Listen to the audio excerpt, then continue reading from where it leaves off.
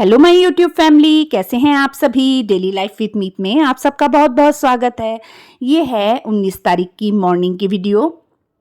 बस मैं रात को नींद नहीं आई तो मैं सोई नहीं थी। पूरी रात मैंने एक झपकी भी नहीं ली, मुझे बिल्कुल भी नींद नहीं आई मेडिसिन लेने के बाद भी। तो मैंने सोचा क्यों ना मैं अपने काम ही करने लग जाऊं। तो 4:30 बजे ही मैंने वॉशिंग मशीन में पानी डालकर ना मशीन में कपड़े डाल दिए थे, और कपड़े भी 2 दिन के थे। तो मैंने सोचा कि चलो कपड़े ही धो लेती हूँ। तो कोको साथ में था तो मैंने कपड़े वगैरह धो लिए। उसके बाद आंगन भी धो लिया मैंने, और ना फिर मैं गार्डन में पानी डालने लग गई। और मौसम इतना अच्छा था बाहर का, कोयल की आवाज़ आ रही थी, रोशनी ज़्यादा हुई नहीं थी, और स्ट्रीट लाइट वगैरह भी बंद नहीं हुई थी, वो भी जल रही थी। यानी इतना अच्छा मौसम था ना, बहुत अच्छा लग रहा था बाहर। फिर मैंने गार्डन में पानी वगैरह डालने के बाद ना फिर मैं अंदर आ गई थी।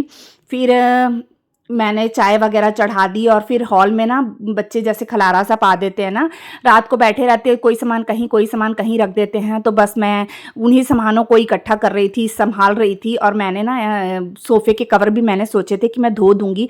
वैसे तो ज़्यादा दिन नहीं हुए थे बिछाए को, पर लाइट कलर के हैं तो मैंने कहा मैं धो ही देती हूँ, गंदे गंदे से लग रहे थे मुझे। तो बस मैं यहाँ कवर वगैरह निकाल रही हूँ और पर्दे भी साथ के साथ में हटा रही हूँ। तो देख रहे होंगे आप बाहर की, अभी भी अंधेरा है, रोशनी नहीं हुई है बाहर। सूर्य देवता भी अभी तक नहीं निकले थे, बस हल्का हल्का रोशनी और उनकी रोशनी दिख रही थी, यानी उजाला हल्का हल्का हो रहा था, पर सूर्य देवता भी नज़र नहीं आए थे। तो बस यहाँ मैं तकिए के कवर वगैरह भी देख रही थी कि तकिए के कवर साफ़ हैं कि गंदे हैं। तो मैंने देखा तकिए के कवर साफ़ हैं। जब पीलो के कवर क्या होता है ना, ये पीलो हम लोग यूज़ करते नहीं हैं, ये वैसे ही रहते हैं, तो ये साफ़ थे। तो फिर मैंने ज़्यादा नहीं निकाला, क्योंकि क्या 2 दिन के कपड़े पहले से ही पड़े थे। तो मैंने सोफ़े के कवर वगैरह निकाल लिए थे, और हॉल की जो बेडशीट वगैरह है वो सब निकाल ली थी।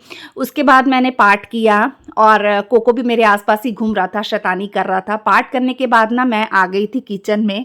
मैंने सोचा कि चलो मैं आलू ही बॉईल करने के लिए रख देती हूँ, जब तक सैंडविच बनाने थे मैंने।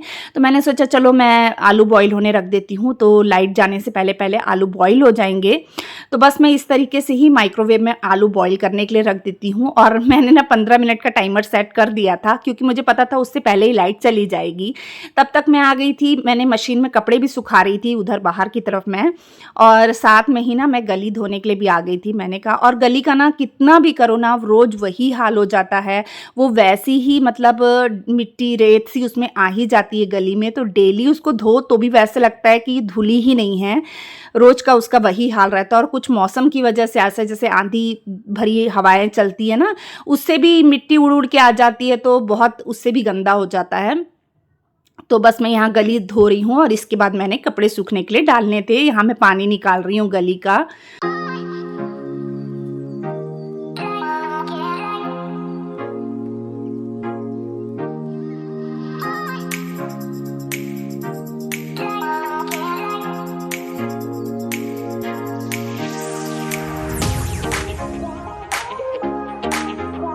गली को जब तक मैं पूरी तरीके से ना सुखा लूँ ना, मुझे चैन नहीं पड़ता। यानी थोड़ा भी पानी नहीं दिखना चाहिए, मैं उसे इतने अच्छे तरीके से सुखाती हूँ। उसके बाद कपड़े लेकर मैं गली में आ गई थी, और कोको महाराज भी मेरे साथ ही थे। 4:30 बजे से कोको महाराज भी मेरे साथ ही जग रहे थे। और मैं सही बात बताऊँ ना, कोको का मतलब इतना रहता है ना कि वो मेरा जो पीछा है ना, वो 1 मिनट के लिए भी नहीं छोड़ता है। चाहे मैं कहीं भी रहूं, यहाँ तक कि मैं वॉइस ओवर भी करती रहती हूँ या वीडियो अपलोडिंग पे लगाई रहती हूँ, तो वो कमरे का दरवाज़ा खोल के कमरे में आ जाता है धक्का मार के। यानी वो मेरा 1 मिनट के लिए भी मेरा पीछा नहीं छोड़ता है। तो मतलब जब मैं कपड़े सूखने डाल रही थी ना, तो भी वो मेरे साथ में ही था। और दीवार को ना ज़बरदस्ती का दीवार पे चढ़ के कीड़े छोटे छोटे पकड़ने की कोशिश करता है, जो बटरफ्लाई छोटी छोटी सी आ जाती है ना कई बार, तो उनको पकड़ने के लिए। तो मैं उसको गुस्से भी हो रही थी, तू क्या कर रहा है, बेचारी लोग को मार देगा तू, हट जा करके। और यहाँ ना मैं फटाफट कपड़े सूखने डाल रही हूँ। कपड़े बहुत ज़्यादा थे, तो मैं क्या कर रही थी ना, कपड़ों को ना डबल फोल्ड कर करके सूखने के लिए डाल रही थी। गर्मी तो इतनी है ही, मतलब इंसान तक सूख जाए इतनी गर्मी है बाहर। तो इस वजह से मैंने क्या कपड़े डबल डबल करके डाल दिए थे, ताकि ना सूख जाएंगे। गर्मी तो बहुत रहती है तो सूख जाएंगे करके, इसलिए मैंने कपड़े ऐसे डाल दिए थे ताकि सारे कपड़े इसमें आ जाएं।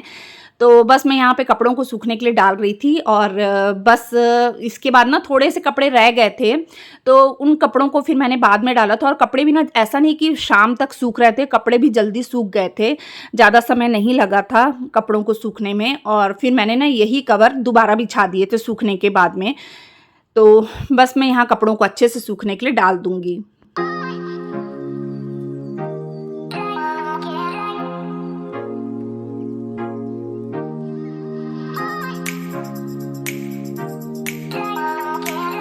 कपड़े इतने निकल गए थे ना कि समझ ही नहीं आ रहा था मैं कपड़ों को कैसे और कहाँ डालूँ।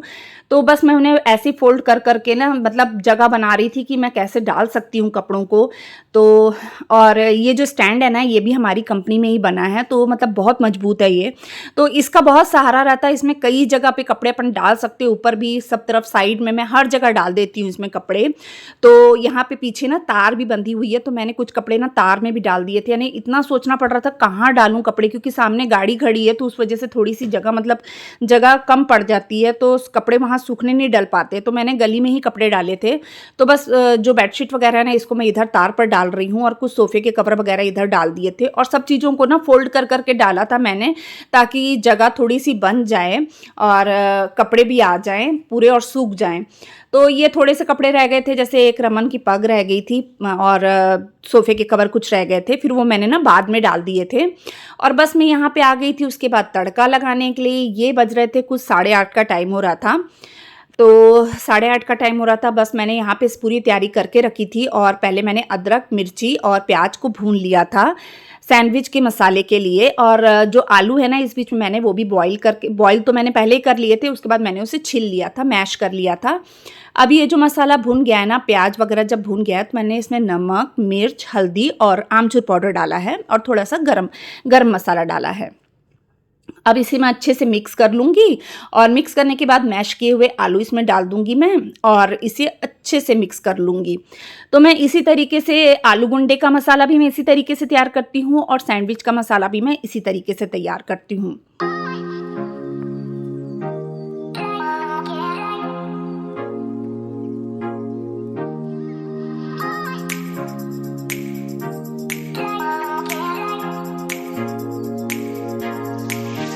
इसके बाद ना ब्रेड मैंने मार्केट से मंगा ली थी, मैंने बनाई नहीं थी घर पर।